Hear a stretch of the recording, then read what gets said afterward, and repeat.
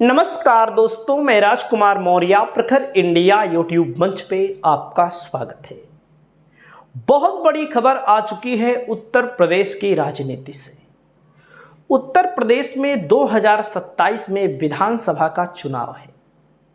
सभी राजनीतिक पार्टियां 2027 के विधानसभा चुनाव की तैयारी कर रही हैं, लेकिन उत्तर प्रदेश की एक प्रमुख पार्टी है जो कि पश्चिमी उत्तर प्रदेश में प्रभावशाली मानी जाती रही है, आरएलडी राष्ट्रीय लोकदल, जिसके नेता हैं जयंत चौधरी।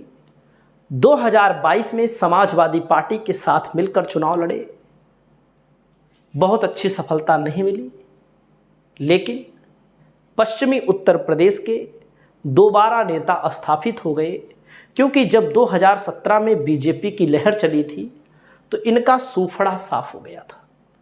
पूरी तरह से इनकी पार्टी के केवल एक विधायक जीते थे, वो भी बीजेपी में शामिल हो गए। यानी कि बीजेपी ने इनको बर्बाद कर दिया, बीजेपी ने इनकी पार्टी को समाप्त कर दिया। लेकिन अब वही कहानी फिर एक बार होने जा रही है, क्योंकि बीजेपी ने जब से इनको अपने साथ लिया है, बीजेपी का तो फायदा नहीं करा पाए, इनका खुद का फायदा हो गया, इनके खुद के 2 सांसद बन गए। लेकिन वक्फ बोर्ड बिल को लेकर के जो मुस्लिम और जाट का समीकरण, जो पश्चिमी उत्तर प्रदेश का समीकरण है दोस्तों, मुस्लिम और जाट का समीकरण, जयंत चौधरी की पार्टी को आगे बढ़ाता रहा, जिताता रहा। अब मुस्लिम मतदाता जयंत चौधरी के खिलाफ जा चुका है। आप लोग यहां पर देख सकते हैं, वह संशोधन बिल हुआ पास।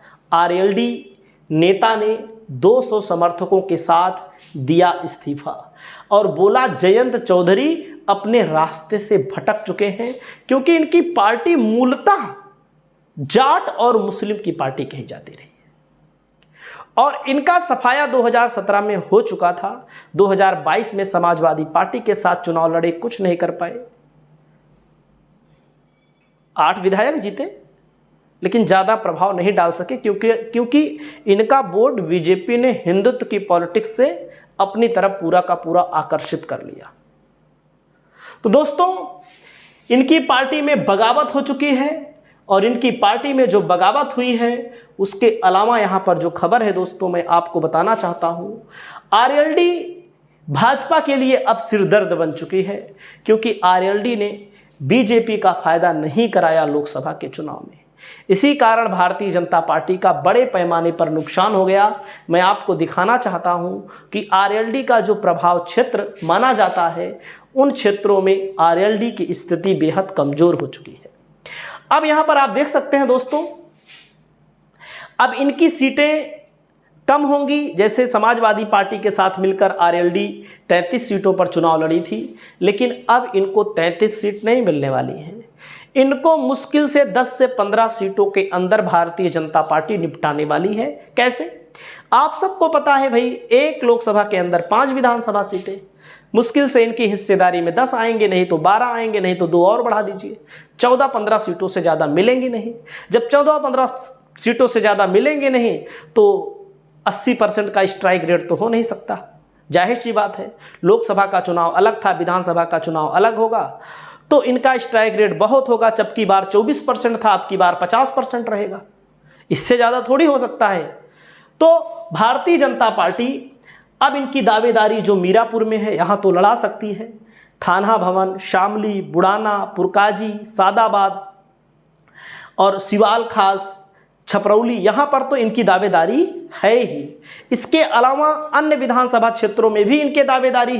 कहाँ कहाँ पर दोस्तों? इनकी दावेदारी बिजनौर विधानसभा, मेरठ कैंट, बड़ौद, बागपत, रामपुर मनिहारन, लोनी, मुरादनगर, मोदीनगर, हापुड़, जेवर, बुलंदशहर, श्याना, शिकारपुर, खैर, बरौली, इगलास, छाता, गोवर्धन, बलदेव, फतेहपुर सीकरी, आगरा ग्रामीण, खैरागढ़, खतौली, नहटौर, मुजफ्फरनगर, इतने पर इनकी पार्टी दावेदारी कर रही है।